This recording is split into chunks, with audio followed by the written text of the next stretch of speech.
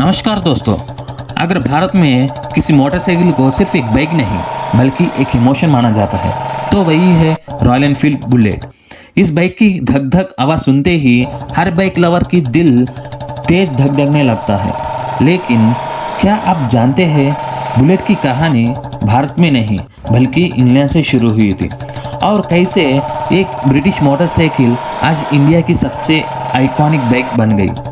आज के हम इस वीडियो में जानेंगे बुलेट का जन्म कैसे हुआ और बुलेट ने इंडिया कैसे अपना घर बनाया और आर्मी ने इस बाइक को क्यों चुना। चलिए हम इस वीडियो में जानेंगे। वीडियो को अंत तक जरूर देखिए। रॉयल एनफील्ड की शुरुआत 1893 में इंग्लैंड के रेडिच नाम के शहर में हुई थी। शुरू में कंपनी साइकिल और वेपन्स का पार्ट्स बनाती थी। 1901 में रॉयल एनफील्ड ने अपनी पहली मोटरसाइकिल लॉन्च की। कंपनी का स्लोगन था मेड लाइक ए गन। इसका मतलब था मजबूती, भरोसेमंद क्वालिटी और लंबी लाइफ।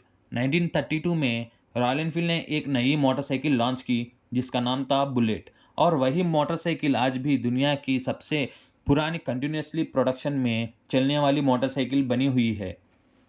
1955 में भारत सरकार को बॉर्डर एरिया में चलाने के लिए एक पावरफुल मोटरसाइकिल की ज़रूरत थी। टेस्टिंग के बाद आर्मी ने रॉयल एनफील्ड बुलेट को सेलेक्ट किया।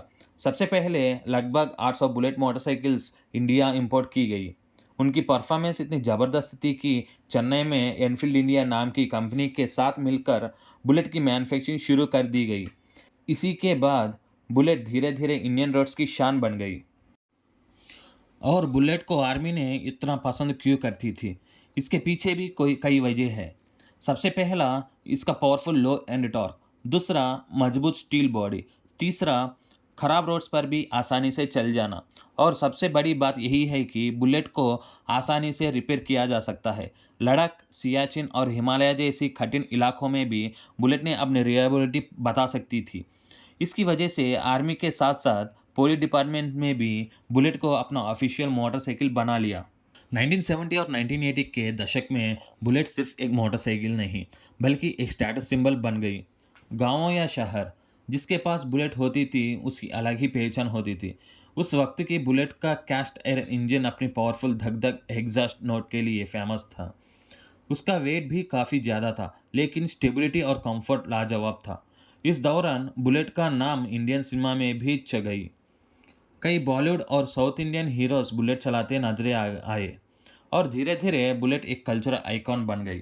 1994 में एचआर ग्रुप ने रॉयल एनफील्ड को एक्वायर किया। उसके बाद कंपनी ने नए इंजन्स, बेटर क्वालिटी और मॉडल टेक्नोलॉजी पे काम शुरू किया और लॉन्च हुए नए models bullet 350, bullet 500, classic 350, classic 500, Thunderbird, Himalayan, meteor, gorilla और शॉटगन। रॉयल एनफील्ड धीरे धीरे इंडिया की सबसे सक्सेसफुल प्रीमियम मोटरसाइकिल्स कंपनी बन गई। पुरानी बुलेट में कैस्ट आयरन इंजन आता था। बाद में कंपनी ने एल्यूमिनियम इंजन इंट्रोड्यूस किया। उसके बाद आए यूसीई इंजन और फिर नया जे सीरीज इंजन लॉन्च हुआ। जे सीरीज इंजन का फ़ायदा कम वाइब्रेशन, बेटर माइलेज, ज़्यादा refinement, smooth gear shifting, better reliability. लेकिन कंपनी ने बुलेट की ओरिजिनल पर्सनालिटी और क्लासिक लुक को हमेशा बराबर रखा।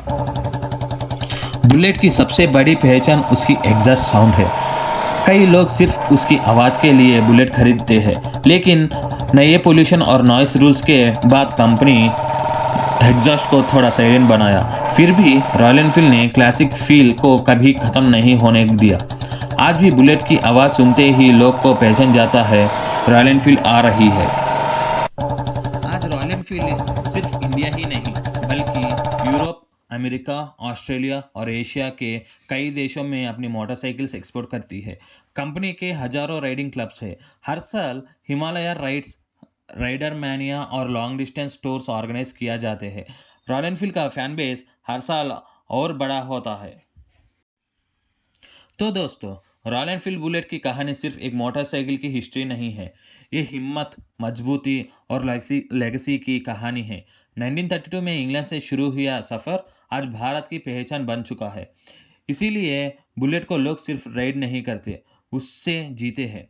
अगर आपको भी बुलेट पसंद है तो कमेंट में ज़रूर लिखिए, bullet is not a bike, it's an emotion. Video पसंद आया तो लाइक करिए, शेयर करिए और चैनल को सब्सक्राइब करना ना भूलिए। मिलते हैं अगले हिस्टोरिकल डॉक्यूमेंट्री वीडियो में। जय हिंद।